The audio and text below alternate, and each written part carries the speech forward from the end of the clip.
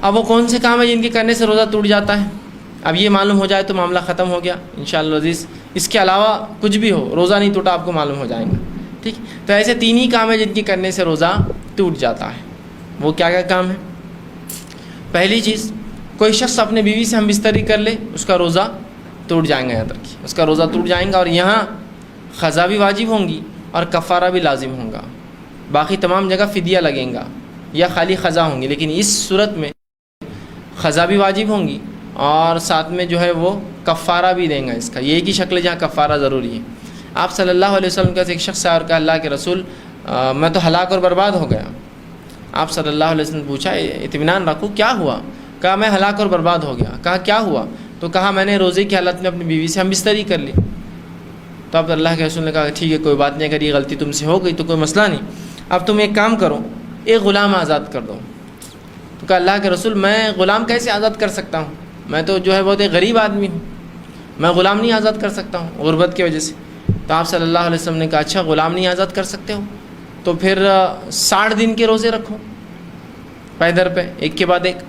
تو کہا اللہ کے رسول یہ بھی نہیں ہو سکتا مجھ سے، 60 دن کے روزے رکھوں گا تو مشکل ہے، کمزوری کے اعتبار سے میرے کام کاج کے اعتبار سے میرے لیے محال ہے. وہ غریب انسان تھے کہ میں 60 دن کے روزے رکھوں. تو آپ صلی اللہ علیہ وسلم نے کہا کہ اچھا پھر 60 مسکینوں کو کھانا کھلاؤ. تو کہ اللہ کے رسول میں تو بہت غریب آدمی ہوں، خود کے کھانے کے میرے مسئلے ہیں، میں 60 مسکینوں کو کیسے کھانا کھلاؤں گا؟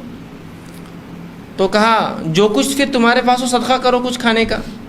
تو کہا کچھ بھی نہیں. تو کہا بیٹھ جاؤ. پھر اب وہ بیٹھا رہا. ایک شخص آیا اور اللہ کے رسول سے کہا اللہ کے رسول یہ کھجور مجھے صدقہ کرنا ہے. تو کہا یہ اچھی بات ہے. آپ نے کہا وہ شخص کہاں ہے جو ابھی بیٹھا تھا جس کے پاس کچھ بھی نہیں تھا کفارے میں دینے کے لیے؟ تو کہا کہ اللہ کے رسول فلاں وہ آیا. کہا اللہ کے رسول میں آیا ہوں. کہا کہ اب یہ کھجور لے کر جو ہے اپنے علاقے کے سب سے غریب لوگوں میں تقسیم کر دو، یہی تمہارا کفارہ، مطلب جو طاقت ہے وہ خرچ کر دو پھر آخر میں. تو اس نے کہا اللہ کے رسول سچ بتاؤں تو مجھ سے زیادہ غریب تو کوئی گھر ہی نہیں ہے میرے علاقے میں، مدینے کی بستی کا میں سب سے غریب آدمی ہوں. تو کہا جاؤ اب تم ہی کھا لو، اپنے بھی بچوں کو یہ دو کیا کریں گے. اور اسی نے کھا لیا. اس حدیث سے یہ بھی پتہ چلتا ہے کہ دین اسلام کتنا آسان ہے، اس میں کوئی مشقت نہیں دیکھی، اس کے لیے آسانی دی گئی. لیکن اس ترتیب کو ہم کو فالو کرنا پڑے گا. ہم کو پہلے غلام آزاد کرنے والا عمل کرنا پڑے گا. غلامی چونکہ نہیں ہے تو چھوڑ دیجیے. 60 دن کے روزے کی کوشش کرنا پڑیں گی. دوسرا کفارہ اگر یہ بھی نہ ہو سکے تب پھر تیسرا آپشن آئے گا 60 مسکینوں کو کھانا، اور یہ نہ کر سکے تب چوتھا آپشن آئے گا کہ جو کچھ اللہ نے دیا ہے اس میں سے کچھ آپ کھانے کی شکل میں لوگوں کو دیں. یہ لاسٹ سٹیج. ٹھیک، ترتیب میں ہی آنا پڑے گا. غلام آزاد کرنا، 2 مہینے کے روزے رکھنا، 60 مسکینوں کھانا کھلانا. یہ اگر نہ ہو سکے تب جو ہے اللہ نے جو کچھ دیا اپنی استطاعت کے مطابق اللہ کی راہ میں خرچ کرنا. تو اسی لیے میں نے پہلے کہا احتیاطی سب سے اچھی چیز ہے کہ انسان اس عمل کی طرف جائے ہی نہ جو اس سے ہو جائے جس کی وجہ سے کفارہ اسے دینا پڑے. تو کفارہ بھی لازم ہے اور وہ روزے کی قضا بھی لازم ہے. دوسری شکل جس میں روزہ ٹوٹ جاتا ہے وہ یہ ہے جان بوجھ کے خے کرنے سے روزہ ٹوٹ جاتا ہے. خود بخود خے آنے سے روزہ نہیں ٹوٹتا. یہ بات یاد رکھیے. جان بوجھ کے آپ نے انگلی ڈال کے خے کی تو روزہ ٹوٹ گیا. قصدن خے کرنے سے روزہ ٹوٹتا ہے. خود بخود خے آ گئی تو روزہ نہیں ٹوٹا. یہ الگ بات ہے کہ اسے کمزوری آ گئی تو آپ سوچیے روزہ رکھنا نہیں رکھنا ہے، بہت زیادہ خے ہو گئی. ایک آدھ خے میں تو میں سمجھتا ہوں کچھ بھی نارمل ہے. نہیں وہ خے جتنا کھایا تھا نکل گیا تو اب تو بھوکا ہو جاؤں گا، تو وہ الگ بات ہے. آپ کو بھوکا رہنا روزہ ہے اس لیے کہ روزے کی اہمیت ہے. لیکن زیادہ خے ہو گئی تو آپ چاہے تو توڑ دیں، لیکن خے اپنی ذات سے روزے کو نہیں توڑتی. قصدن جان بوجھ کر خے کرے تو روزہ توڑتا ہے. ٹھیک، تو یہ دوسری شکل ہے. آپ کو یہ کہیں گا کہ جان بوجھ کے کھانے پینے سے، تو میں سمجھتا ہوں ہر عقل مند کو معلوم ہے، اتنا بیوقوف تو کوئی بھی نہیں اور معصوم نہیں کہ اس کو یہ نہ پتہ ہو کھانے پینے سے روزہ توڑتا ہے.